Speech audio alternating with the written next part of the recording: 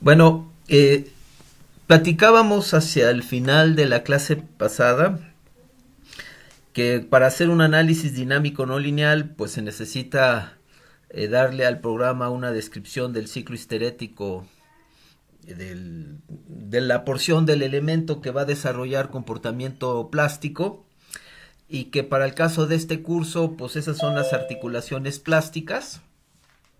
Y decíamos que, por ejemplo, si tenemos un miembro de concreto reforzado con un buen detallado y noten sujetos a niveles moderados de deformación, entonces que el comportamiento cíclico se vería así como está aquí mostrado en la figura. Este es el comportamiento experimental y entonces los modelos multilínea que ustedes pueden ver en la parte de abajo de la pantalla, pues es alguna forma de interpretar los resultados experimentales. Noten que para establecer un modelo como los que están mostrados aquí, se podría hacer una envolvente bilineal, ¿no? Una línea elástica y luego una correspondiente al rango plástico de comportamiento. Y a partir de ese envolvente se podrían definir los ciclos. Ahora, bueno, también decíamos que pues estos modelos se pueden refinar tanto como sea posible, digamos, con fines de investigación, pero este es el tipo de modelos que uno esperaría usar en la práctica. Decíamos que ese mismo elemento de concreto reforzado, si lo sujetáramos a deformaciones plásticas muy grandes, entonces veríamos cómo vamos a rebasar una deformación correspondiente al punto donde alcanza la máxima resistencia el elemento de concreto, donde ciclo tras ciclo vamos a ver una degradación paulatina de resistencia y rigidez. Y entonces decíamos que ese mismito elemento estructural, si aceptásemos deformaciones más grandes, entonces ya no nos bastaría con usar un envolvente bilineal, sino tendríamos que definir un segundo punto de quiebre y a partir de ahí una pendiente negativa. Y entonces pues tendría que ser un envolvente trilineal y además pues el modelo de alguna manera tendría que tomar en cuenta la degradación paulatina de la resistencia. Y entonces pues hay reglas, ¿no? Los estándares de análisis no lineal piden que si el elemento de concreto pasa de este segundo punto de quiebre, que en el ciclo histerético se tome en cuenta la degradación paulatina del comportamiento y dicen que el modelo que se use debe tomar en cuenta dos tipos de degradación. Lo que ellos llaman la degradación de resistencia cíclica, en que pueden ver que de un ciclo a otro se degrada la resistencia. Noten cómo en un ciclo la resistencia en el rango plástico es constante. Noten que en este ciclo la resistencia es constante, pero cuando yo aplico un nuevo ciclo, noten que ya tengo una resistencia menor. Pero dentro de este segundo ciclo la resistencia es constante. Y si pongo un tercer ciclo, la resistencia es menor, pero dentro del tercer ciclo es constante. Entonces la degradación de resistencia se va dando ciclo tras ciclo. Pero además piden los estándares de análisis no lineal que se tome en cuenta lo que ellos llaman la degradación de resistencia en el mismo ciclo. Noten cómo aquí en el mismo ciclo se llega a este punto y en este punto es el mismo ciclo, se va reduciendo la resistencia. Entonces los estándares de análisis no lineal pues indican que si por alguna razón llegásemos a rebasar este segundo punto de quiebre, nuestro modelo de comportamiento histerético tendría que tomar en cuenta estos dos tipos de degradación de rigidez. Y pues una vez más, se pueden afinar los modelos tanto como sea necesario. Y pues otra vez en la aplicación práctica pues no llegamos a este nivel de refinamiento, aunque pues llegamos a usar modelos histeréticos lo mejor posibles. Ahora, dice que si por ejemplo yo tuviese un elemento de concreto cuyo daño estuviese importantemente influenciado por efectos de corte, pues acuérdense que cuando eso sucede hay adelgazamiento del ciclo histerético. Entonces mi modelo multilínea debería tomar en cuenta ese adelgazamiento. Note, no deja de ser interesante mencionar que no importa qué tan complicado sea el ciclo histerético, siempre usamos modelos multilíneas. Y ya hemos explicado pues, por qué en términos del análisis plástico conviene usar estos modelos multilíneas. Entonces al final, a través de una colección de líneas rectas, tratamos de aproximar lo mejor posible el comportamiento experimental que estamos observando. Estos modelos multilíneas pues tienen que estar calibrados empíricamente, experimentalmente. No quiere decir que el modelo entienda qué es lo que está pasando dentro del miembro estructural. Sencillamente el modelo de alguna manera empírica reproduce lo que haría el miembro estructural en el laboratorio.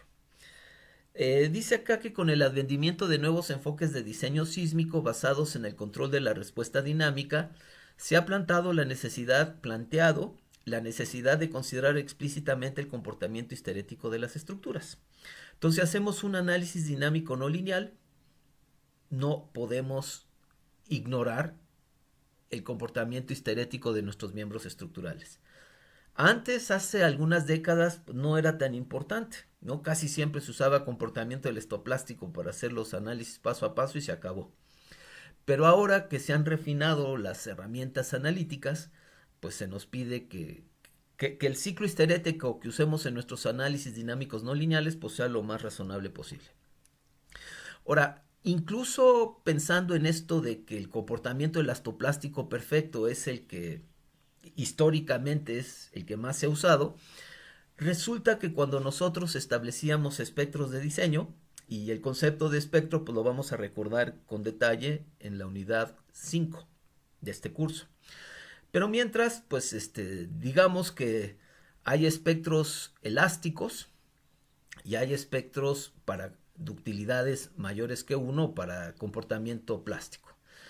Lo muy interesante es que casi todas las normas, cuando establecen espectros de diseño, o sea, para comportamiento plástico, consideran este tipo de comportamiento para establecer esos espectros. El asunto, y ya más recientemente, pues mucha gente se ha preguntado si diseñar estructuras con el tipo de comportamientos histeréticos mostrados en la pantalla sería razonable si uno usa un espectro de diseño obtenido con comportamiento elastoplástico perfecto, o habría que ajustar algo. Y entonces pues se han hecho algunos estudios, ¿no? Básicamente se toman sistemas de un grado de libertad. Acuérdense que los espectros se obtienen a partir de sistemas de un grado de libertad. Y se les dan prácticamente las mismas propiedades, la misma rigidez, la misma ductilidad, la misma masa, pero se compara la respuesta como de dos grados de libertad que están emparentados. Son casi todo iguales, nada más que uno tiene comportamiento elastoplástico y al otro se le da este tipo de comportamiento pues con los modelos que se desarrollan. Y pues se compara cuál es la respuesta, a ver si el efecto del comportamiento histerético tiene alguna influencia en la respuesta del sistema de un grado de libertad. Entonces, por ejemplo, en México hicimos algunos estudios para comparar la respuesta de sistemas de un grado de libertad emparentados, nada más que uno con comportamiento elastoplástico perfecto y el otro con comportamiento degradante, típico de concreto reforzado sujeto a deformaciones moderadas. Acuérdense que cuando el elemento de concreto lo sujeto a deformaciones moderadas, me basta con una envolvente bilineal y que el envolvente bilineal pues básicamente delimita la respuesta del miembro. Entonces, pues a esa familia de sistemas de un grado de libertad se le sujetó a movimientos de terreno firme y también se le sujetó a una familia de movimientos registrados en terrenos muy blandos. Lo que se vio es que, y perdón, aquí este SAN es la demanda de resistencia esperada en el sistema elastoplástico al revés. Es la demanda de resistencia esperada en el sistema con degradación de rigidez entre la resistencia esperada para comportamiento elastoplástico perfecto. Si este cociente es 1, pues quiere decir que ambas resistencias son muy parecidas.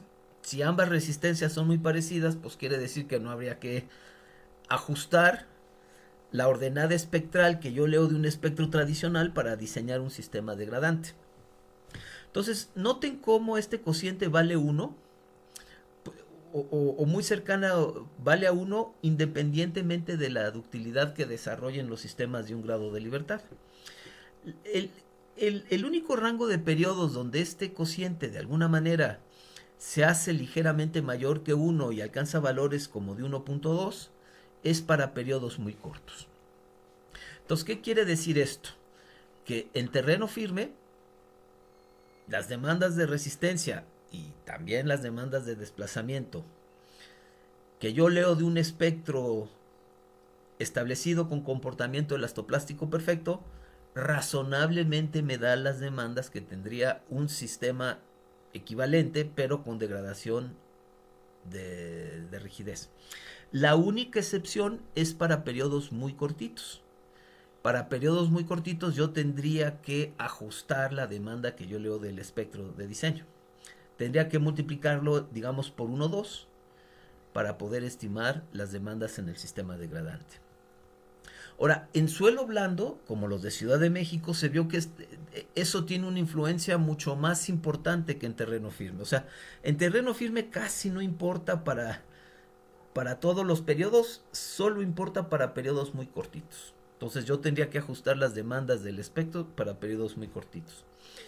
Pero en terreno blando, lo que se ve es que yo tendría que ajustar a veces a la alza y a veces a la baja la demanda de resistencia que yo leo del espectro de diseño para poderlo aplicar a mi sistema degradante.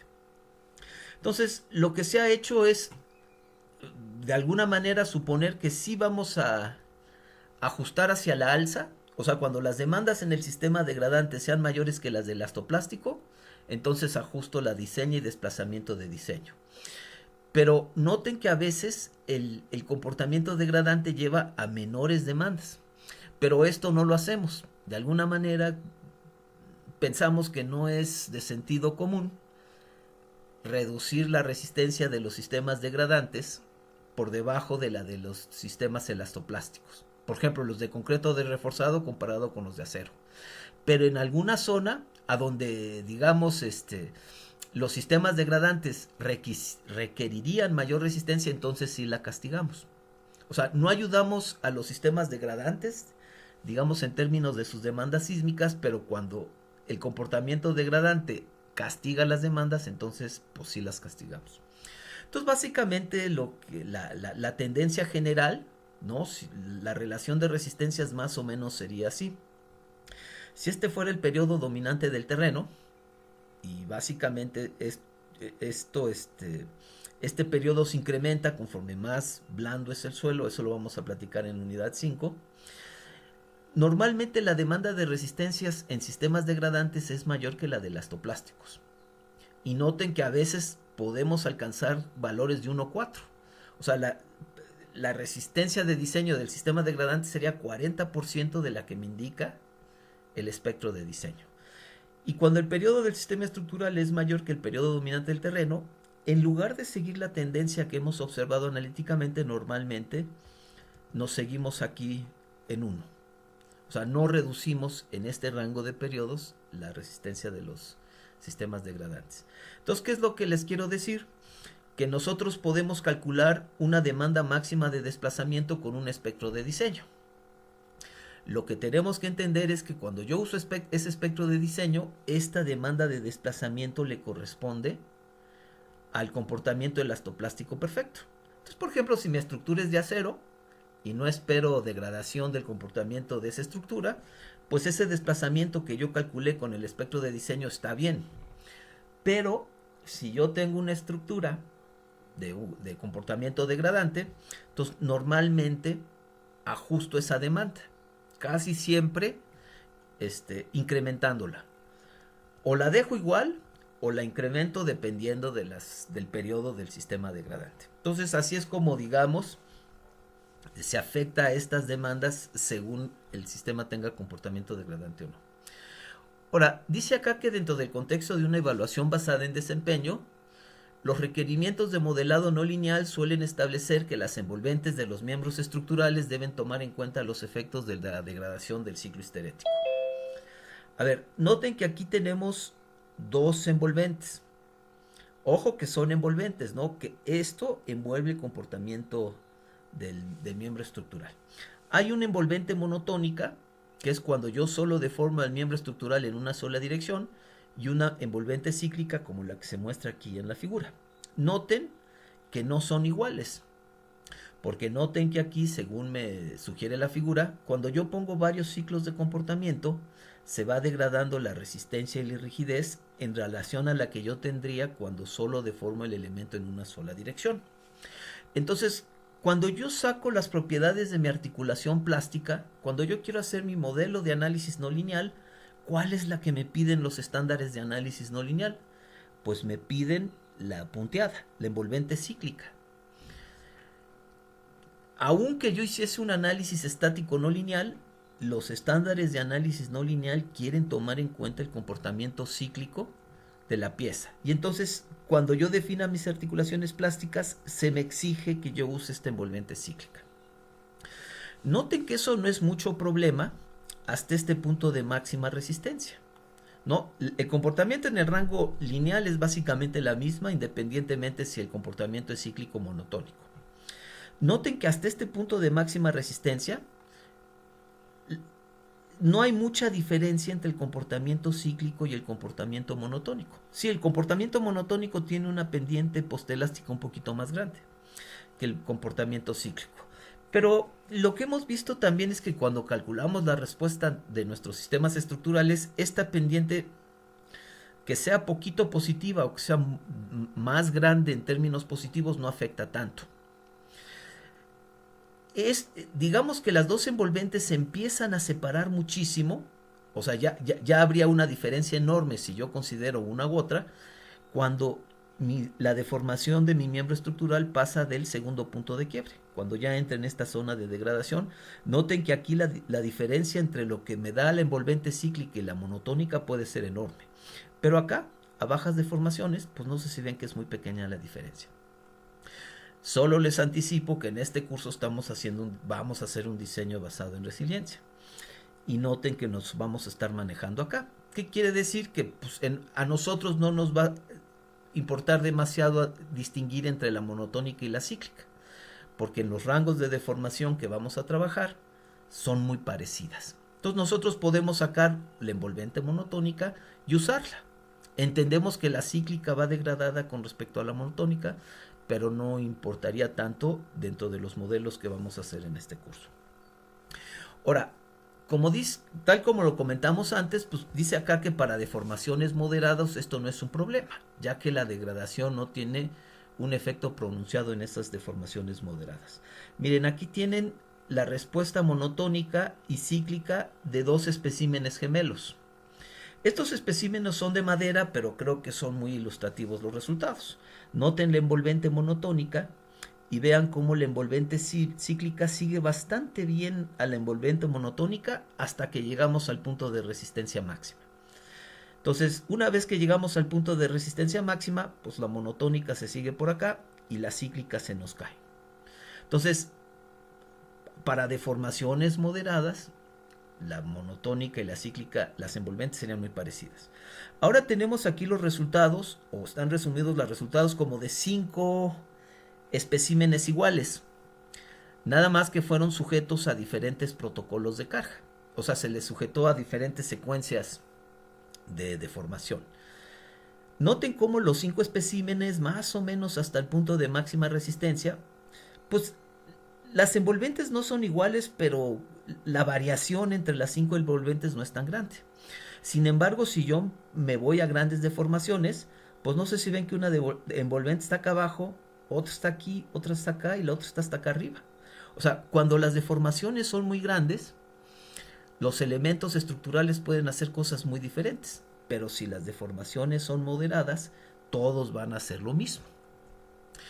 Entonces, dice que cuando sujetamos nuestros miembros estructurales a grandes deformaciones, vamos a perder la habilidad de establecer de manera razonable cómo se comporta. O sea, a grandes deformaciones tenemos muchísima incertidumbre de cómo establecer esta envolvente cíclica. Sin embargo, a deformaciones relativamente chiquitas no es tan difícil. E incluso si yo no quisiera establecer la cíclica, sino por alguna razón yo solo pudiese establecer la monotónica, pues la diferencia es tan chiquita que yo podría usar la monotónica en lugar de la cíclica. Bueno, a ver, ¿por qué estamos diciendo todo esto? Porque noten que si yo idealizara el comportamiento, la envolvente del comportamiento de mis miembros estructurales, yo lo idealizara como trilineal, yo tendría que entender que si no rebaso el segundo punto de quiebre, entonces yo podría usar un modelado simple. Yo podría considerar una envolvente monotónica bilineal. Si yo no rebaso este segundo punto de quiebre, pues no le tengo que explicar al elemento cómo se va a comportar en esta zona. No le tengo que decir nada en esta zona porque el elemento no va a rebasar este segundo punto de quiebre. O sea, si rebasa este segundo punto de quiebre, yo diría que el elemento falló y ajustaría mi diseño, y mi diseño solo sería aceptable hasta que todos los miembros estructurales no rebasaran este segundo punto de quiebre, el asociado a la resistencia máxima. ¿Qué tendría de ventajoso ahí? Pues que yo podría usar una envolvente bilineal y la envolvente podría ser, yo la podría establecer monotónicamente, podría ignorar los efectos cíclicos para establecer la envolvente, y además el ciclo histerético sería no degradación de rigidez, de resistencia. ¿Qué pasaría si yo diseñara mis estructuras para que rebasaran este segundo punto de quiebre? Pues necesitaría un modelo refinado, que además tendría que estar cuidadosamente calibrado con evidencia experimental. Primero yo tendría que establecer la envolvente trilineal y luego yo le tendría que explicar con calibración experimental cómo se degrada la resistencia ciclo tras ciclo. A ver, saqué esta figura, ya no me acuerdo de qué estándar, pero básicamente lo que estamos diciendo es que yo, para hacer el modelo de mis articulaciones plásticas, tendría o esta opción que está acá o esta opción que está acá. ¿Cuál es la diferencia entre estas dos opciones? Pues no sé si ven que esta nada más considera un envolvente bilineal. Y no sé si ven cómo ciclo tras ciclo siempre el comportamiento vuelve a tocar la envolvente bilineal, ¿no? Entonces noten cómo estoy aquí, pero siempre regreso aquí al envolvente lineal, bilineal. Y entonces pues este es un ciclo, ya decimos, sin degradación de resistencia. Cuando llegamos aquí al segundo punto de quiebra, consideramos que el elemento ya falló.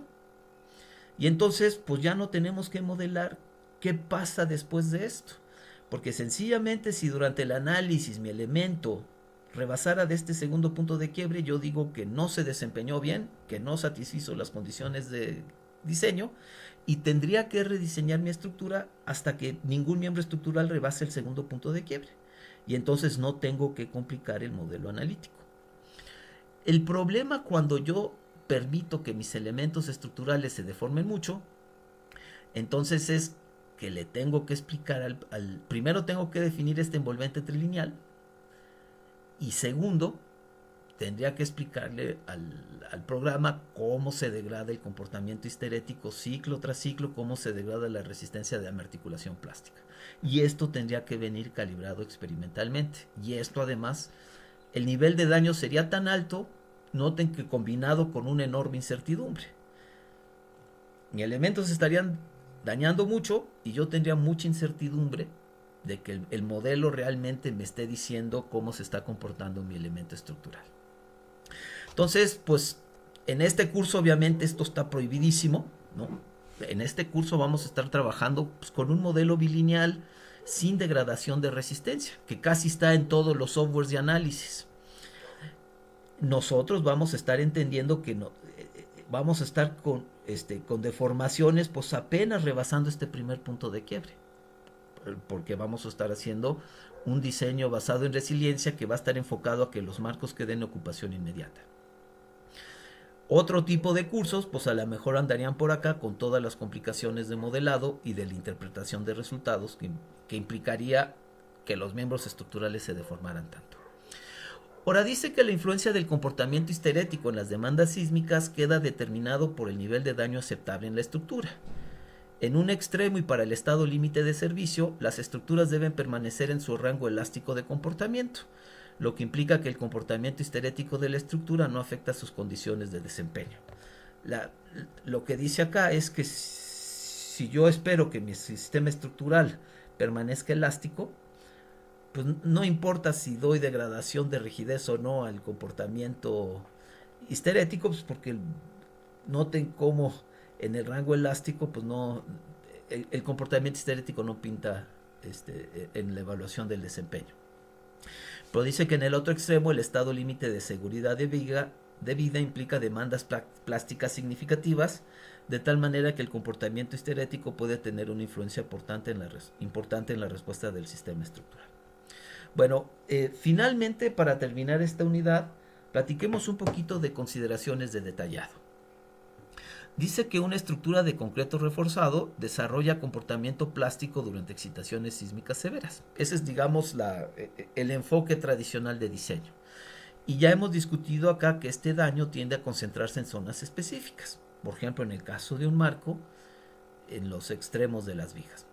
Suponiendo que el marco esté bien diseñado, viga débil, columna fuerte, el daño, ya dijimos que los momentos por sismos tienden a maximizarse en los extremos, entonces que el daño lo esperaríamos en los extremos. Entonces lo que nosotros tratamos de hacer pues es pruebas experimentales que me ayuden a entender el comportamiento del marco para poderlo diseñar mejor. Pero resulta que en el laboratorio pues no me cabe todo el marco, y entonces yo tengo que sacar porciones del marco, ensamblajes, y estudiarlos por separado. Entonces normalmente pues vamos sacando porciones del marco, ensamblajes, y el ensamblaje típico que estudiamos en el laboratorio tiene esta configuración. Dos observaciones en cuanto a esta configuración. La primera es que casi siempre, cuando definimos un ensamblaje del marco, lo delimitamos el ensamblaje por los puntos de inflexión. ¿Se acuerdan que estos elementos se deforman en doble curvatura? Y que pues más o menos el punto de inflexión en la viga está a la mitad del claro y el punto de inflexión en la columna está a la mitad de la altura. Entonces básicamente casi siempre tomamos la mitad de la columna de arriba y ahí cortamos el espécimen porque suponemos que aquí hay un punto de inflexión. Sacamos la mitad de la viga, de la longitud de la viga, la mitad de la crujía, y ahí cortamos el espécimen porque suponemos que ahí estaría el punto de inflexión, y lo mismo para la columna de abajo. A veces hacemos ensamblajes, este sería un ensamblaje, ¿no? Externo, ¿no? Del perímetro, considerando la columna perimetral, y este sería un ensamblaje tomando en cuenta la columna central. ¿Por qué cortamos los especímenes en los puntos de inflexión? Porque fíjense que en el laboratorio nos cuesta muchísimo trabajo generar momentos concentrados.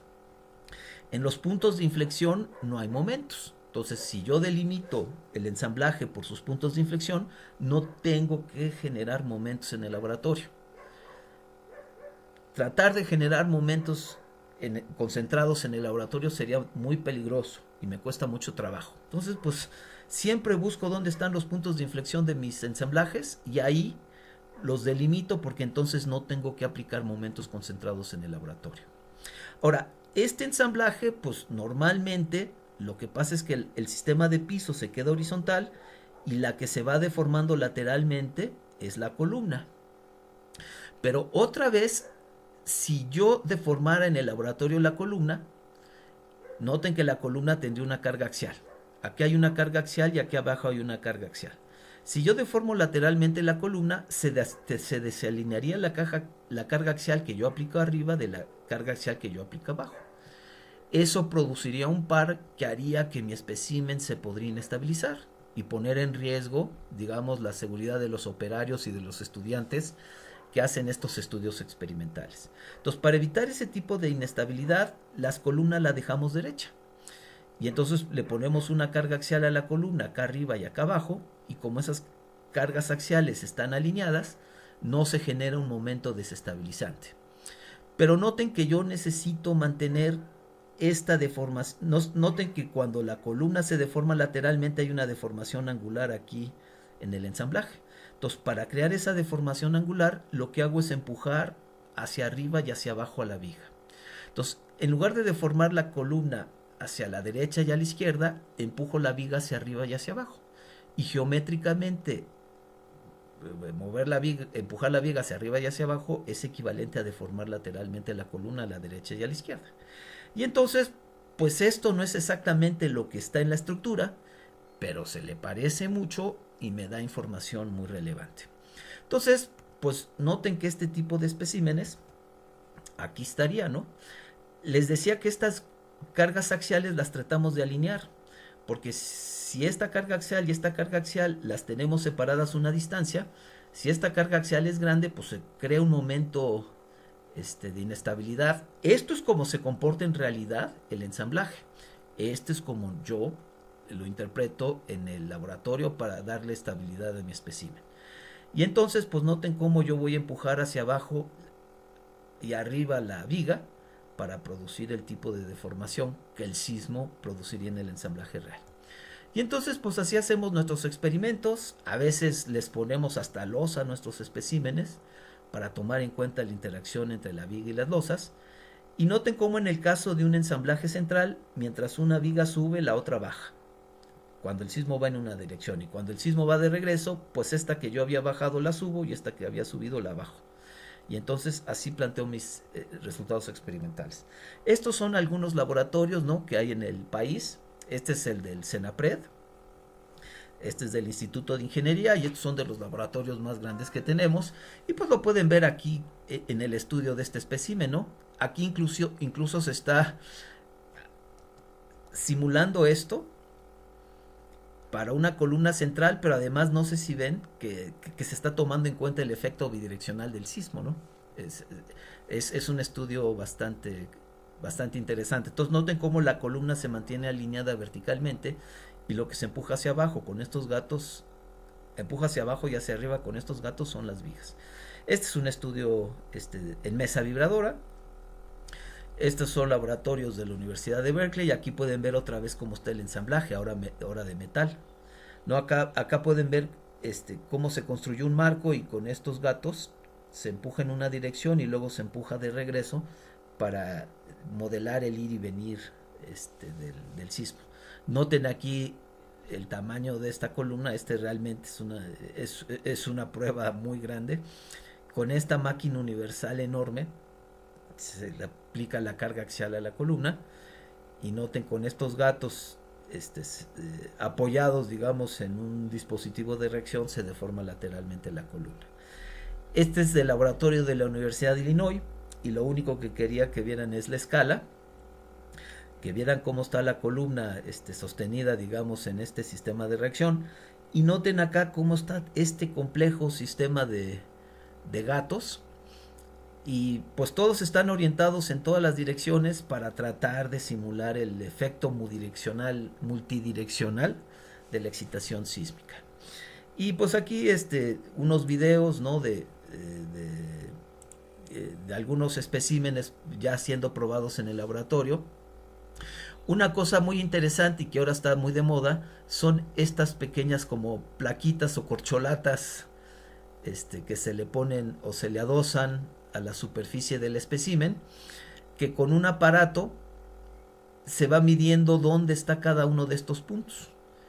Y si se mide dónde está cada uno de estos puntos, se puede establecer con mucho cuidado cómo es la deformación geométrica de este espécimen conforme se deforma lateralmente, ¿no? Y aquí se lleva en cuenta pues el comportamiento histerético del espécimen.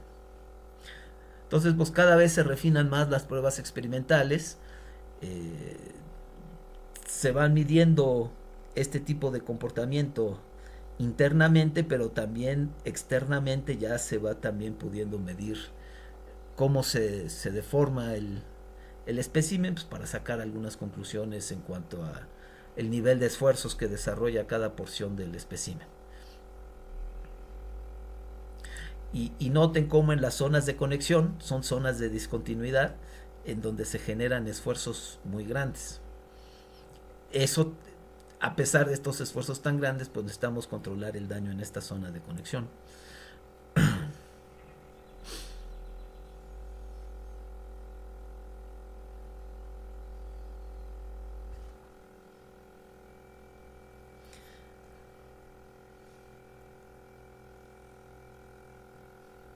Bueno, y acá pues tenemos otro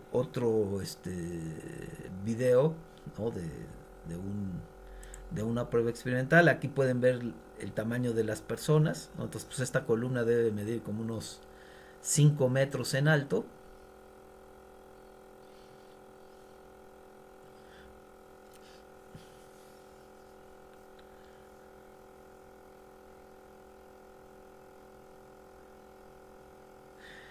Y bueno, pues el punto es que estudiamos todos estos especímenes y vamos aprendiendo cómo hacer para detallar los especímenes de tal manera de que no exhiban este tipo de comportamiento degradante como el que está aquí en las curvas rojas de la figura, y cómo distribuir el acero, cómo dimensionar el espécimen para poder tener un comportamiento que, aunque degradante, pues es estable. Reconocemos que esta degradación no la podemos evitar, pero digamos la controlamos dentro de niveles de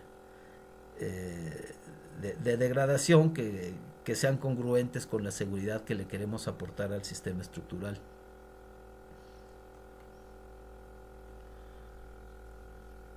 Bueno, entonces, pues así es como se conciben varios tipos de pruebas experimentales, y lo que los investigadores buscan es sujetar a los miembros estructurales a diferentes combinaciones de fuerza de momentos, de fuerzas cortantes, de fuerzas axiales y de torsión. Y lo que se ha aprendido a través pues, del tiempo, y lo mencionamos, digamos, a lo largo de esta unidad, es que el comportamiento más estable para un miembro de concreto reforzado que forma parte de un marco es cuando ese comportamiento y daño queda dominado por efectos de flexión. Hemos aprendido que es importante controlar el daño por corte y también evitar las sobrecargas de carga axial en nuestro espécimen de concreto. Estos son comportamientos que conllevan una degradación que no nos es aceptable. Y finalmente también lo que hemos aprendido es que no contemos con la torsión para nada como parte del comportamiento de una viga y una columna. Que la contribución que van a hacer esos elementos va a ser a través de su comportamiento en flexión. Y pues aquí claramente pues está por qué no nos gusta el comportamiento dominado por corte, ¿no? Y acuérdense que dijimos que si hay deslizamiento de los anclajes, pues también tenemos este tipo de comportamiento. También dijimos que no es una cuestión de que este tipo de comportamiento no se pueda lograr una ductilidad alta, que en realidad, si vemos esta viga, estamos viendo que está desarrollando en realidad una ductilidad como de 4, que el problema del comportamiento en corte es cíclico, es la degradación sobre todo en la recarga. Y pues decimos que también nuestro comportamiento en flexión también se va a degradar, ¿no? Aquí claramente en la recarga, ¿se acuerdan que porque se forma una grieta a todo lo largo del elemento, tenemos esta degradación en la recarga? Pero dijimos que si detallamos bien nuestro miembro en flexión y además no lo deformamos en exceso, pues podemos controlar este nivel de degradación durante la recarga, y que aunque no perfecto, sería suficiente para asegurar la supervivencia de nuestros marcos. Pues también dijimos que aun si la viga fuera dúctil y trabajar en flexión, que si lo deformamos excesivamente, pues vamos a caer en esta zona de degradación que sería totalmente inaceptable durante un sismo. Entonces, aunque en el laboratorio estimamos que nuestras vigas se pueden deformar, digamos, de manera considerable, ya cuando hacemos nuestros diseños, limitamos considerablemente la deformación que permitimos en nuestros elementos dúctiles con respecto a la deformación última que pueden desarrollar bajo carga monotónicamente creciente, o un estado, nada más deformar el sistema en una dirección, lo puedo deformar un montón. Pero por todas estas cuestiones cíclicas, yo tengo que entender que la deformación máxima que permito durante el sismo tiene que ser considerablemente menor a la última. Entonces, para fomentar un comportamiento plástico estable en miembros de concreto reforzado, es necesario fomentar este comportamiento dominado por flexión. Además, yo tengo que controlar sus demandas de deformación plástica. Y eso básicamente es lo que hemos dicho en el curso. Pero lo que nos falta es entender y cómo se detalla el elemento para hacer posible el comportamiento más estable posible. Entonces dice que en un miembro de concreto reforzado, el mecanismo de flexión se establece a partir de un par de fuerzas. ¿Se acuerdan que el momento resistente de un miembro de concreto reforzado viene de una fuerza en compresión y una fuerza en tensión? Y dijimos que en caso de que se pierda cualquiera de estas dos fuerzas, se pierde el momento resistente de la sección transversal. Acuérdense que este es un par. Y un par produce un momento. Pero para que este sea un par, pues yo necesito tanto esta fuerza en compresión como esta fuerza en tensión. Cualquiera de estas que yo pierda, pierdo el par resistente del elemento. Entonces la pregunta es, ¿qué tengo que hacer para estabilizar esta fuerza en compresión? ¿Y qué tengo que hacer para estabilizar esta fuerza en tensión? Lo primero que tengo que entender es, cualquiera que falle, pierdo la estabilidad en flexión de mi miembro de concreto reforzado. Y la pregunta que se han hecho por los investigadores a lo largo de los años es, ¿cuál es más difícil de estabilizar? Y lo que hemos aprendido con el tiempo es que la que es más difícil de estabilizar por mucho es el puntal de compresión. Siempre pasan más cosas cuando yo comprimo algo que cuando yo lo tenso. Cuando yo tenso algo, piensen en una varilla, así ahorita en un ejemplo muy sencillo, en una barra de refuerzo, pues yo le puedo sacar toda la resistencia a esa barra. Y aunque esté un poquito doblada, si la tenso, pues se endereza, y luego que se endereza yo le puedo sacar toda su capacidad en tensión. Pero esa misma barra, cuando está en compresión, se puede pandear, y se puede pandear a niveles de esfuerzo mucho menores que las asociadas a su fluencia. Entonces lo que hemos aprendido es que es mucho más difícil estabilizar este puntal de compresión y de tensión. Y entonces mucho del detallado de los miembros de concreto reforzado pues va enfocado en estabilizar este puntal. Pues una manera de proteger el puntal de compresión consiste en evitar o retrasar el aplastamiento del concreto ubicado en las zonas críticas por medio de un adecuado confinamiento con refuerzo transversal. Pues hemos visto que, por ejemplo, si yo pruebo cilindros de concreto sin confinamiento, pues yo veo que realmente la capacidad de deformación que tiene el concreto cuando lo sujeto a esfuerzos de compresión pues es muy baja. A muy bajos niveles de deformación unitaria yo veo que el cilindro fallaría. Pero lo que hemos visto es que si confinamos adecuadamente el concreto, pues no solo mejoramos su resistencia y su módulo de elasticidad, sino que también le damos una capacidad de deformación, o sea, ya no se aplasta tan rápido. Y además también lo que tenemos que tomar en cuenta es que cuando yo trabajo con un elemento de concreto en la vida real, pues no solo tengo el refuerzo transversal o los estribos, también tengo el refuerzo longitudinal. Y entonces también puedo usar el refuerzo longitudinal para confinar el concreto. En realidad podría ser una jaula y dar confinamiento en dos direcciones. Y entonces con un concreto también confinado yo podría conseguir estabilizar su comportamiento.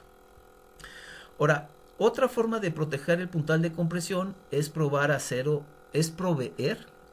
de compresión para reducir las demandas en el concreto.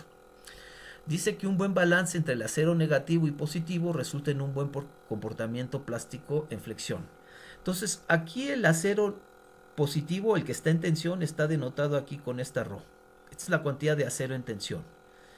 Y la cantidad de acero en compresión, o el negativo, está cuantificado aquí con la ρ'.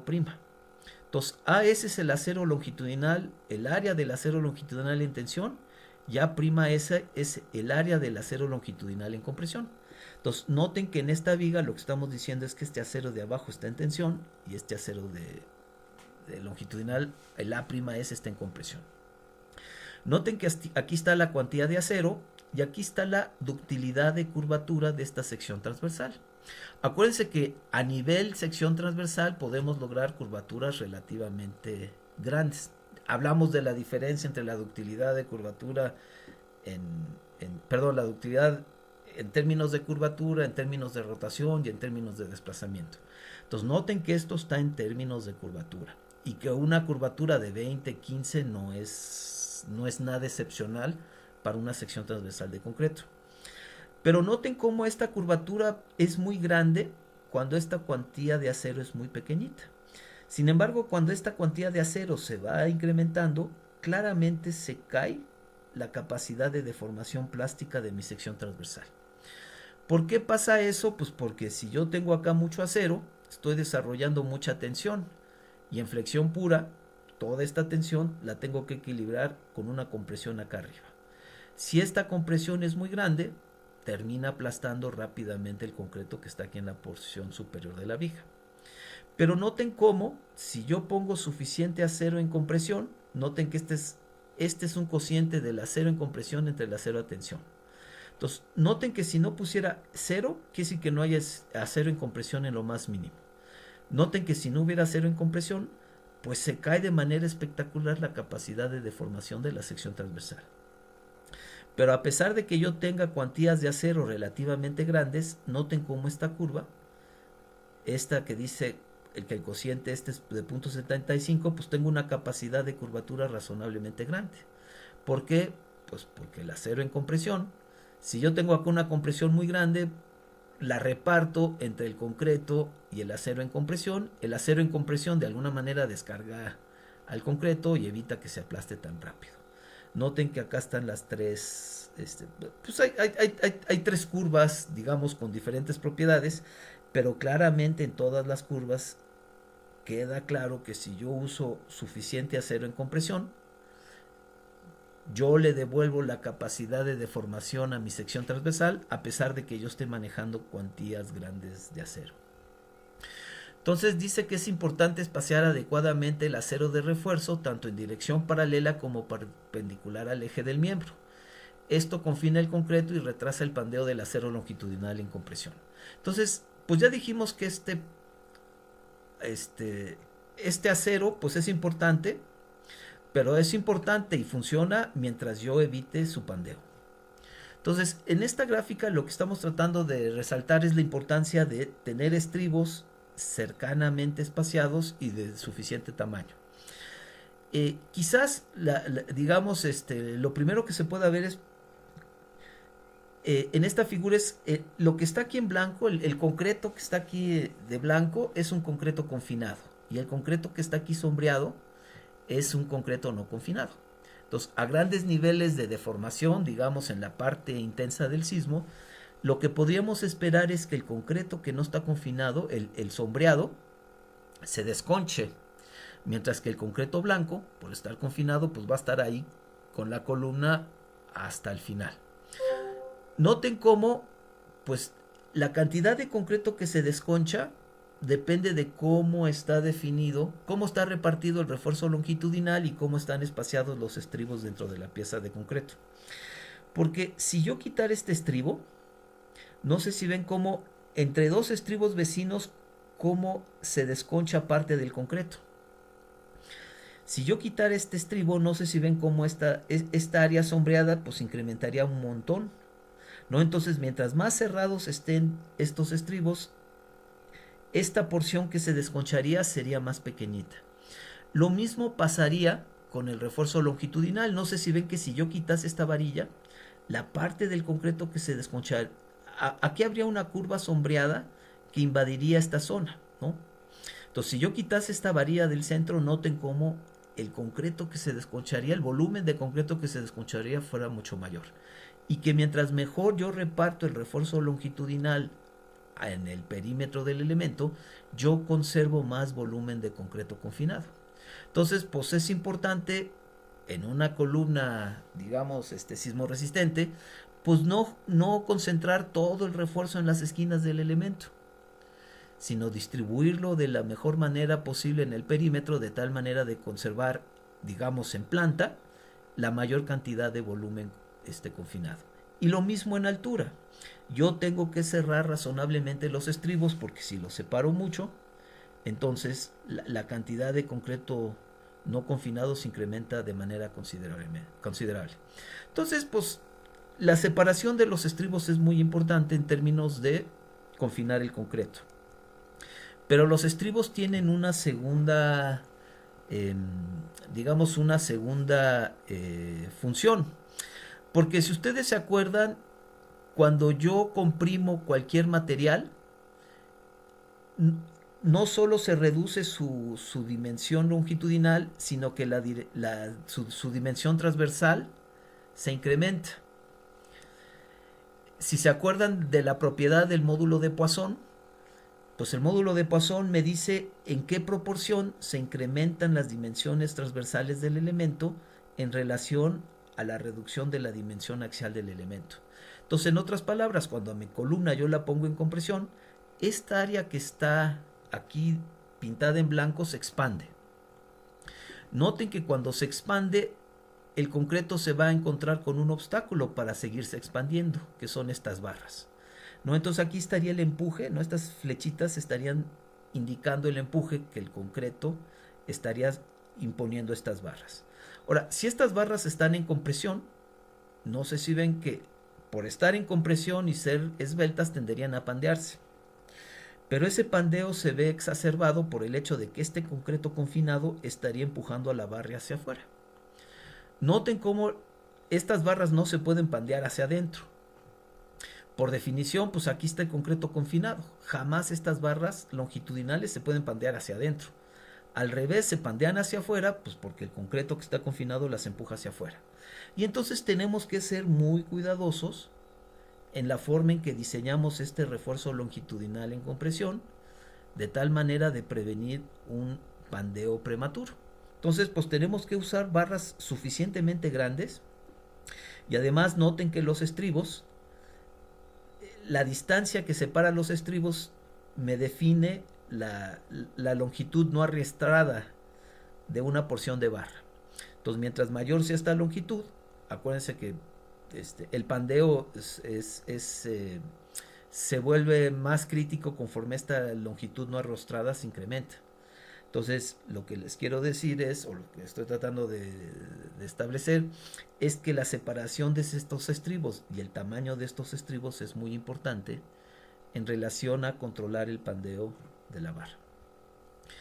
Bueno, todo eso para proteger el puntal de compresión. Acuérdense que también tenemos que proteger el puntal de tensión. Y el puntal de tensión pues no es tan difícil de proteger. Lo único que se recurre es a proporcionar una cuantía mínimo de acero para evitar una deformación excesiva en este acero, de tal manera que se fracture a bajos niveles de deformación. Otro aspecto que debe considerarse para fomentar un comportamiento estable en flexión consiste en controlar los efectos de corte. Entre estas cosas, esto requiere el uso de miembros estructurales esbeltos. Entonces, miren, dice que el beam end rotation, o sea, es qué tanto puede rotar la articulación plástica antes de fallar. Este es el valor de θp que en algún momento aprendimos a calcular en esta unidad. Si este valor es grande, me gusta, porque quiere decir que mi viga puede deformarse bastante antes de alcanzar su falla. Ahora, noten que pues claramente en este plano hay vigas que pueden desarrollar mucho mayor capacidad de rotación que las que están acá. Entonces, analicemos estas variables que están acá para tratar de entender cómo las propiedades de la viga afectan su capacidad de deformación. Dice Trans Steel Index. Esta variable, ¿a qué le suena? Como esta variable que tengo aquí, ¿qué querrá tomar en cuenta? ¿Quién me dice?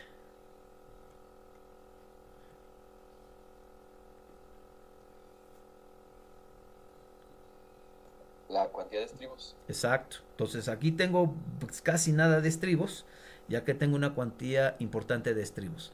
Acuérdense que los estribos tienen dos efectos benéficos. Confinan el concreto y controlan el pandeo del acero longitudinal. Entonces, pues yo lo que espero es que cuando voy de 0 hacia el punto 1, se incremente la capacidad de deformación de las vigas, y sí veo esa tendencia. Pero lo que yo quiero destacar con esta gráfica es esta otra variable. ¿Qué podría entender por este shear span ratio? ¿Quién me dice? ¿Qué querrá? La separación de los estribos. No tanto. De alguna manera la separación y tamaño de los estribos anda metido junto acá. Es como un volumen de estribos, digamos. Acá, es otra cosa. Shear es cortante. ¿Span qué es? ¿Sería como las ramas de los estribos? No. Es claro de cortante. Es el claro de cortante. Span es claro. A ver, lo que esto trata de decirnos es qué tan esbelta es la pieza. Estas son piezas robustas y esta es una pieza de esbelta. Mientras este número se hace más grande, quiere decir que la pieza es más esbelta. Mientras esta pieza se hace más chiquita, quiere decir que la pieza es más robusta. Y entonces no sé si ven que para piezas robustas la deformación no es tan grande y que mientras las piezas se van haciendo más esbeltas, la deformación se va incrementando. ¿Y quién me explica por qué en una pieza más esbelta tendríamos mayor capacidad de deformación que en una pieza más robusta? ¿De qué nos sirve la esbeltez en los miembros estructurales de concreto? Los flexibiliza. Los flexibiliza, y cuando los flexibiliza, ¿qué tipo de comportamiento fomenta? Un comportamiento a momento, no a corte. Eso. Y ya saben ustedes que mientras menos corte hay en la pieza, mientras menos efectos en corte hay en la pieza, es mejor. Entonces noten lo que me está diciendo esta gráfica, que en términos de vigas de concreto, la mejor combinación es elementos esbeltos bien reforzados, con una densidad suficiente de refuerzo transversal. ¿Cuál es la peor combinación? Elementos robustos con insuficientes estribos. Ahora, esta es la columna. Acá noten que otra vez está la cuantía de estribos. Y aquí hay otra variable que ahorita quisiera que alguien me diga qué será esto. Pero lo único que quiero ahorita indicarles es que cuando esta variable es grande, no sé si ven que esta va de 0 a 0.8. Cuando esta variable adquiere valores muy grandes, no sé si ven que independientemente de la cantidad de estribos que pongamos, no sé si ven que acá hay un rango muy amplio, ¿no?, de todos los estribos que se pudiesen poner. Pero no sé si que esta gráfica dice que cuando esta variable adquiere valores muy grandes, da igual cuántos estribos ponga, no puedo levantar la capacidad de deformación de la pieza. Entonces, pues, ¿qué querrá decir esta variable? ¿Quién me dice? ¿Y por qué? ¿Cómo podemos interpretar esto? Entonces, ¿qué variable es esta? Es la carga última entre la resistencia bruta de la sección sin considerar el acero, ¿no? El AG por F'(C). Bueno, pero usted me está hablando de axial, ¿está cierto? Sí, carga axial es el PU entre AG por F'(C), ¿no? Ok, y ¿esa carga será en tensión o compresión? Cuando usted me dice que es esa carga axial, ¿se refiere a compresión o tensión? Compresión, ¿no? Exacto. Y entonces, ¿qué me está diciendo? Que cuando mi columna está sujeta a compresiones muy altas, ¿sirve que les ponga muchos estribos? No, pues que conviene mejor bajar hacer más grande la sección. Que conviene controlar el nivel de esfuerzo en compresión en las columnas. Entonces, todo esto va a ser muy importante porque estas variables van a ver cómo afectan en la capacidad de rotación de las piezas en un contexto práctico. Entonces, estas las vamos a llamar como las reglas de oro del detallado de los elementos de concreto. El uso correcto del refuerzo transversal. ¿Por qué? Porque si yo estoy poniendo estribos suficientemente juntos, o sea, con distancias suficientemente pequeñas y de un tamaño suficientemente grande, o sea, los estribos con área suficientemente grande, yo logro un muy buen confinamiento y también retraso el pandeo del acero en compresión. Entonces, esto es una regla importantísima. Cuando vayamos a nuestros estándares prácticos de análisis no lineal, pues la capacidad de deformación de nuestras piezas de concreto de alguna manera tienen que depender de este uso correcto del refuerzo transversal. A ver ahorita en el estándar práctico cómo me dice eso. Luego, otra cosa que el estándar tiene que tomar en cuenta es el balance entre el acero longitudinal positivo y negativo. Acuérdense que el positivo es el de tensión y el negativo es el de compresión. ¿Qué quiere decir este balance adecuado? Que tiene que haber suficiente acero en compresión en relación con el acero en tensión que yo estoy poniendo. No se vale, aunque el análisis me diga que se vale, no se vale poner mucho refuerzo en tensión y poner muy poquito acero en compresión. Aunque el análisis no me lo pida, yo sé que tengo que poner suficiente acero en compresión en relación al tensión. Y entonces, si yo tengo piezas con buen balance entre estos dos lechos de acero, yo tengo que ver que la capacidad de deformación se incremente. Y el estándar práctico me tiene que decir que si hay un desbalance entre estos dos, la capacidad de deformación tiene que reducirse. También tengo que entender esto del control de efectos de corte por medio del uso de miembros esbeltos. Yo tengo que entender que si mi miembro de concreto es esbelto, cumple con determinadas condiciones de esbeltez, va a tener muy buena capacidad de deformación. Pero yo debo entender que si mi miembro de concreto no es esbelto, entonces va a tener castigada su capacidad de deformación. Y finalmente lo que yo tengo que entender, y todo esto lo tengo que entender dentro del formato práctico que vamos a ver en la siguiente clase, es controlar la carga axial en los miembros estructurales de concreto. Lo peor que yo puedo hacer con una columna de concreto es sobrecargarla en compresión, porque una vez que yo la sobrecargo en compresión, no importa cuántos estribos le ponga, yo no la puedo estabilizar. No importa si le pongo balances, no puedo estabilizar esa columna. No importa si la columna es esbelta, no la puedo estabilizar. Entonces vamos a decir que estas son las 4 reglas de oro del detallado de un elemento de concreto. Y con esto cerramos el círculo. ¿Qué es lo que queremos de los miembros de nuestros marcos? Cuyo comportamiento esté dominado por flexión. Que controlemos la respuesta, porque dijimos que no importa que también lo detallemos y que el comportamiento esté dominado por flexión, si lo deformamos mucho, va a empezar a degradarse a grandes deformaciones. Entonces, controlarlo. Y segundo, que el refuerzo y el detallado del elemento coincida con estas 4 reglas. Entonces, como observaciones finales para esta clase, en esta clase vamos a tomar en cuenta esto que dice acá, que más allá de tratar de modelar lo mejor posible el comportamiento de los miembros estructurales a grandes deformaciones, nosotros necesitamos entender las implicaciones de dejar que un sistema estructural se deforme de manera excesiva durante una excitación sísmica. Dice que entre otras cosas es importante entender que hay una diferencia importante entre el comportamiento de un miembro estructural cuando se le sujeta de formación monótonamente creciente a uno de naturaleza cíclica, que la respuesta cíclica depende del número y magnitud de los ciclos de deformación. Entonces, si yo quiero sacar las propiedades de mi modelo de análisis no lineal en la computadora, casi siempre yo tengo que entender que el modelo que yo estoy manejando en la computadora, con mis, pues de alguna manera estoy estableciendo la envolvente monotónica. Y tengo que entender que los estándares de análisis no lineal prácticos me piden que yo incluya la envolvente cíclica como parte de mis estudios. Entonces, pues que eso no tiene gran diferencia. O sea, que yo podría sacar esta envolvente monotónica y con eso sacar las propiedades de mi articulación plástica, que eso sería razonable siempre y cuando durante el análisis mi articulación plástica no rebasa este segundo punto de quiebre. Si lo rebasa, ya todo lo que yo diga a partir del comportamiento monotónico no va a tener mucho sentido para mi análisis no lineal.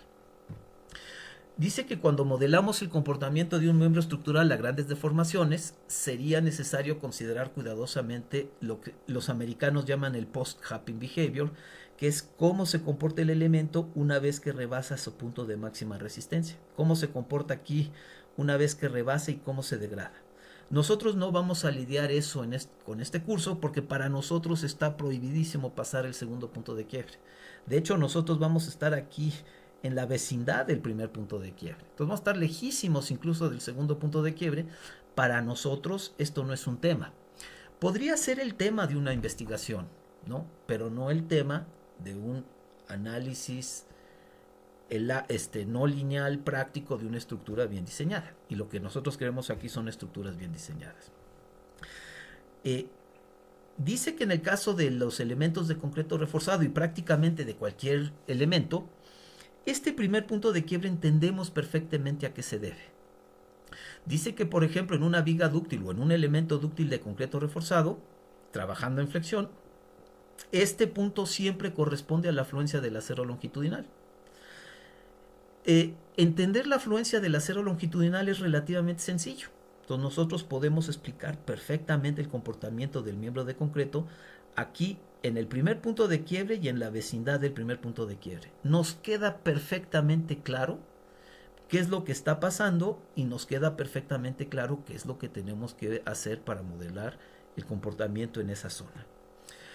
Dice que cuando llegamos a mis miembros estructurales llegan cerca de este segundo punto de quiebre, ya es muy difícil anticipar el tipo de daño y sus consecuencias. Noten que acá estos especímenes quintillizos, son 5 especímenes iguales, están haciendo a grandes deformaciones 5 cosas diferentes.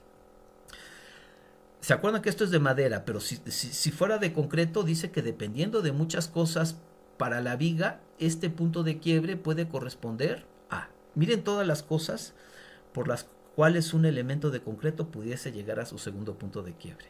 Pandeo del refuerzo longitudinal, aplastamiento del concreto, fractura del acero longitudinal, deslizamiento del acero, deslizamiento por corte del miembro, diferentes tipos de fatiga, pandeo local o global del miembro. O sea, este segundo punto de quiebre puede estar asociado a un número grandísimo de fenómenos. Y depende mucho de cómo es el tipo de la carga, cuál de estos va a regir. Y saben que hoy en día no tenemos la seguridad, no tenemos el entendimiento de poder anticipar cuál de estos va a ocurrir. Máxime en una circunstancia donde las propiedades del sismo que va a suceder en el futuro no las conocemos. Nosotros no sabemos cómo va a ciclar el sismo a los diferentes miembros estructurales. Y entonces no podemos nosotros como humanos, nos costaría muchísimo trabajo de entender, una vez que rebasemos, bueno, ¿a qué se debe este punto de quiebre? Y nos costaría mucho trabajo decirle, anticipar, una vez que rebasamos este segundo punto de quiebre, qué va a ser nuestro miembro estructural. Solo por referencia, este segundo punto de quiebre, miren, saqué esta tabla del Tall Building Initiative de este documento, que lo tienen como parte del material de referencia. Miren todas las cosas que pudieran suceder para que un elemento de acero alcance este segundo punto de quiebre. Acá están todas las cosas que pueden suceder para que un elemento de concreto alcance el segundo punto de quiebre. Y no tenemos habilidad de saber en qué momento o para qué miembro va a suceder estas cosas. Y repito, si no sabemos cuál de estos va a suceder, pues menos vamos a poder predecir cómo se va a comportar el miembro estructural una vez que su deformación rebase el segundo punto de quiebre. Entonces dice que el nivel de incertidumbre que se tiene en cuanto a las propiedades estructurales se incrementa sustancialmente con el nivel de daño estructural y por ende con el nivel de deformación que desarrolla el miembro estructural. Y si a nosotros como seres humanos nos cuesta tanto anticipar el comportamiento a grandes deformaciones y se nos dificulta tanto precisar los detalles del daño que sufre el miembro estructural, ¿y cómo le vamos a explicar eso al modelo de análisis? ¿Cómo podría evaluarse de manera razonable la respuesta dinámica de un sistema estructural que desarrolla grandes deformaciones? Entonces, pues básicamente estamos diciendo que si nosotros como parte del proceso de diseño dejamos que las estructuras se deformen muchísimo lateralmente, no solo estamos entrando en una zona de daño excesivo, sino estamos haciendo o incrementando el nivel de incertidumbre asociado a la respuesta del sistema. Nos va a costar muchísimo trabajo interpretar los resultados del análisis no lineal, darle sentido en un rango donde no entendemos bien cómo se va a comportar cada miembro estructural. Además que pues eso sería parte de un ejercicio de la ingeniería que no es lo que queremos en este curso. Por el otro lado, si nosotros estamos manejando como enfoque de diseño poco daño, pues curiosamente vamos a tener hay incertidumbre, pero es mucho menor la incertidumbre que tenemos en este rango de comportamiento que tendríamos en este. A manera de un ejemplo muy sencillo, pues este punto en donde la resistencia se cae, este punto donde la estructura pierde su estabilidad, podríamos pensarlo como ingenieros estructurales como el abismo que no queremos que nuestra estructura alcance, porque una vez que la estructura alcanza este punto de deformación, pues ya no podríamos garantizar que esa estructura va a sobrevivir el sismo. Entonces, pues en el caso de un diseño que trabajar en este nivel de deformaciones laterales, noten que el abismo está relativamente lejos, ¿no? Que la estructura posee un enorme colchón, digamos, entre lo que hacen durante el sismo base de diseño y lo que pudiera posiblemente hacer durante un sismo que rebase por mucho el sismo base de diseño. Al final de cuentas, acuérdense que no podemos meter la mano al fuego de que lo que nosotros tenemos en la computadora va a ser lo que va a pasar. Y hay un montón de incertidumbre. Entonces, acá pues es como si tuviésemos unos lentes muy gruesos que apenas pudiésemos ver, ¿no? Que viésemos de una forma muy borrosa. Pero sabemos que a pesar de que no vemos con claridad, estamos muy lejos del abismo. Y entonces que por si cualquier cosa durante nuestra ingeniería, durante la estimación del sismo de diseño nos falla, pues la estructura se va a deformar más, pero está muy lejos del abismo. Entonces, si algo falla cuando yo estoy manejando este nivel de deformación como enfoque de diseño, pues la estructura se va a deformar más, pero noten que tenemos un colchón contra ese precipicio al que no queremos que la estructura llegue. Pero la pregunta es qué pasa si estamos manejando diseños en donde la estructura se deforme a este nivel, en donde ya nuestros modelos de análisis pierden total sentido para predecir la respuesta del sistema estructural. Pues es como si tuviésemos una venda en los ojos. Y entonces acá si nos equivocamos tenemos un colchón, la estructura se va a dañar más, pero tenemos ese colchón. Pero acá sencillamente el nivel de error que podemos cometer es mucho enorme y acá ya no tenemos tanto margen de maniobra como para asegurar que esto no va a pasar. Y una vez que la estructura colapse, pues lo único que vamos a tener consciente es la venda que teníamos en los ojos pensando que esa forma de diseñar era pertinente. Entonces, pues nosotros sabemos que estamos sujetos a un error, pero nosotros vamos a estar trabajando aquí. ¿Se acuerdan que había un riesgo residual? Así empezamos hace mucho.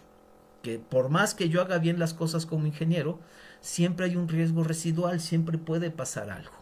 Y entonces, ante ese riesgo residual, noten que de todas maneras mi diseño está lejísimos de lo que nosotros consideraríamos el precipicio estructural. Entonces hay forma en que la estructura reaccione ante sobrecargas o cosas inesperadas. En este caso, pues ya no tenemos tanto espacio de maniobra y equivocaciones en la ingeniería, pues llevan a consecuencias no deseadas.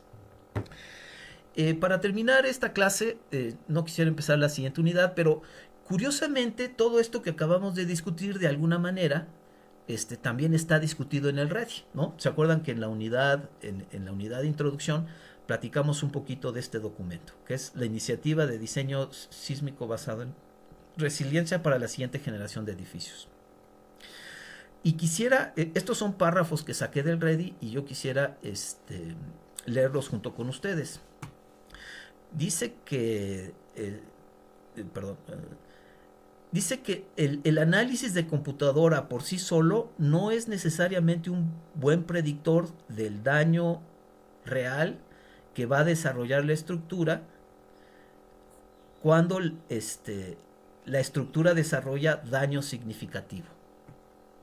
Dice que diseñar los edificios para que desarrollen menos daño durante el sismo es una componente clave de un diseño basado en resiliencia. Que esto además reduce significativamente la incertidumbre en el comportamiento del edificio e incrementa la confianza de que el edificio se va a comportar conforme a lo que se desea. Entonces, pues no solo tiene la ventaja de que acá yo estoy reduciendo el daño, me estoy acoplando más a las necesidades de las sociedades humanas modernas, sino que el modelo de análisis que yo tengo me predice con mucho menor nivel de incertidumbre la respuesta de mi sistema estructural. Yo entiendo, el sistema estructural no se está dañando, yo intuitivamente puedo entender el daño en mi sistema estructural y entonces yo puedo razonablemente entender si el programa me está dando resultados razonables o no.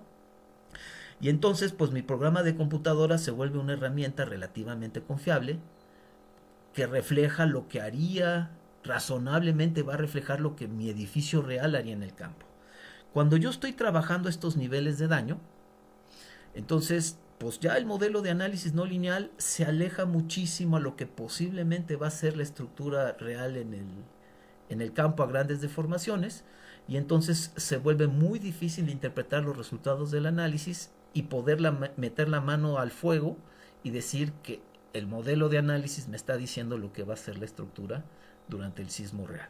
Y entonces, pues a esto se refiere este comentario del Ready. Bueno, dejémoslo acá. Empezamos la siguiente unidad, que ya es cómo se hace el análisis basado en desplazamientos en la práctica. Todo esto de las características mecánicas, recuérdense, pues es más o menos que ustedes entiendan las limitaciones del tipo de modelos no lineales que usamos en la práctica. Noten que lo que dice acá es que mientras menos se daña el edificio, pues mi modelo de análisis no lineal tiene más sentido. Que en la práctica tratar de evaluar qué va a ser un edificio a grandes deformaciones se vuelve muy complejo y la interpretación de resultados se vuelve muy complicada. Pero no solo eso, si ustedes lo piensan, cuando el edificio no se deforma mucho, yo puedo usar un modelo no lineal relativamente simple. ¿Qué implica ese modelo no lineal relativamente simple? ¿Quién me dice según lo que dijimos? Si las articulaciones plásticas no rebasan, su deformación no rebasa la asociada al segundo punto de quiebre, ¿qué implicaría? Que es lo que va a implicar para nuestro curso el modelo de análisis no lineal. ¿Qué dos cosas podría yo considerar para sacar el comportamiento de las articulaciones plásticas? ¿Cómo sería el envolvente? Bilineal. Ok. Y entonces, pues un envolvente bilineal, pues nada más tengo que definir el primer punto de quiebre. Y se acuerdan que ese primer punto de quiebre yo lo entiendo muy bien.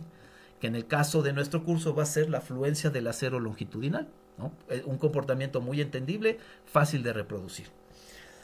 ¿Qué otra cosa tendría? Es envolvente bilineal. Y ese envolvente bilineal, ¿cómo la complementaría? ¿Cómo sería el ciclo histerético que complemente ese envolvente bilineal?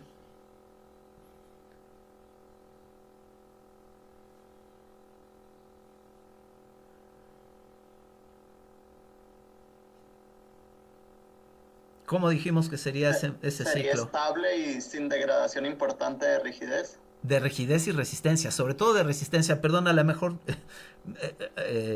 no lo expliqué bien, es sobre todo no degradación de resistencia.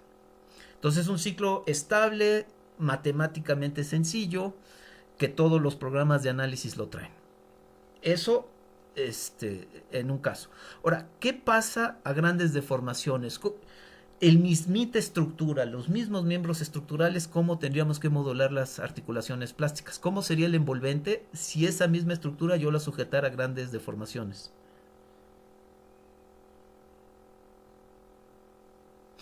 Tendría que ser mucho más detallada.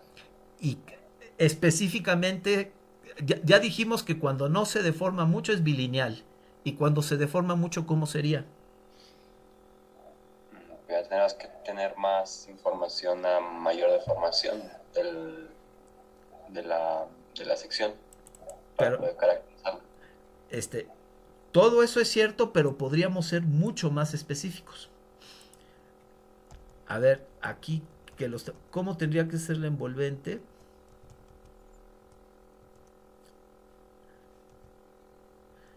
Aquí, si este elemento se deformara mucho, acuérdense que el envolvente es lo que envuelve el ciclo histerético. ¿Cómo tendría que ser este envolvente? ¿Quién me dice? Trilineal. Trilineal. Tendría que tener 3 líneas. Antes me habían dicho bilineal, ¿están de acuerdo? Trilineal querría decir una línea recta hasta este primer punto de quiebre, una línea recta hasta segundo punto de quiebre y luego acá. Ok, tendría que ser envolvente trilineal y luego complementado ¿con qué? Complementado con análisis, con calibraciones experimentales. Exacto, para tomar en cuenta esta degradación, ¿lo ven? Entonces, este modelo pues es mucho más sencillo que este. Y además, a pesar del refinamiento y complicación de este modelo, interpretar los resultados que me da es bien difícil.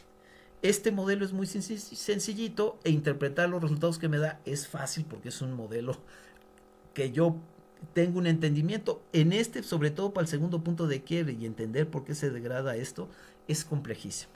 Entonces noten cómo la simpleza en el ámbito del diseño sismo resistente se complementa con la certidumbre.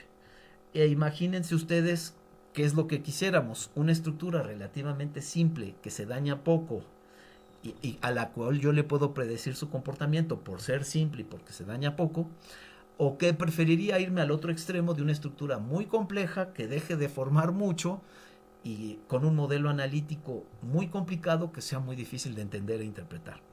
Pues en este curso tomamos la decisión primera. Bueno, entonces pues lo dejamos acá y con lo que aprendimos acá nos vamos a aprender a hacer ya el análisis, una evaluación basada en desempeño práctica. Y ya no vamos a estar repitiendo lo que dijimos. Todo esto está bien que lo sepan, pero de hecho pues no es de gran utilidad en el curso, no para resolver los problemas técnicos específicos, sino para que vayan madurando el sentido común ingenieril que requieren para hacer buenos diseños. Entonces de repente vamos a estar citando cosas de este capítulo 3, pero no realmente con el afán como de calificarlas, sino como el afán de usarlo para dar ese sentido común ingenieril, esa base de la pirámide de habilidades que dijimos que estaba la intuición, el sentido común y la creatividad. Pues el conocimiento de la unidad 3 alimenta la madurez de esas cualidades del ingeniero. Bueno, pues los veo el miércoles y les seguimos. Nos vemos, doctor. Hasta luego, doctor. Buen día.